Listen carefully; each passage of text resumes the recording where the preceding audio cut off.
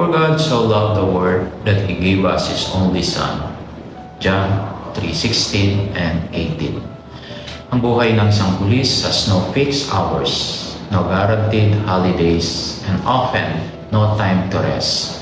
Habang ang iba ay kasamang pamilya, many are on duty, protecting, responding, and standing watch.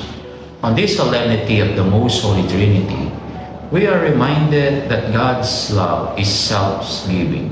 The Father gave His Son. The Son offered Himself, and the Holy Spirit continues to guide and strengthen.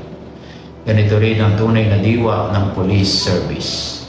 Every missed holiday, every sleepless night, and every sacrifice paid for others becomes a reflection of the same love, quiet, faithful, and selfless.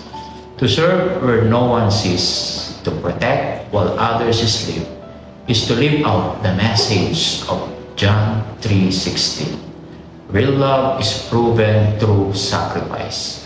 Sa bawat tungkulin, may Diyos na nakakakita, and every faithful act of service, a police officer reflects the Holy Trinity, a love that serves and never clocks out.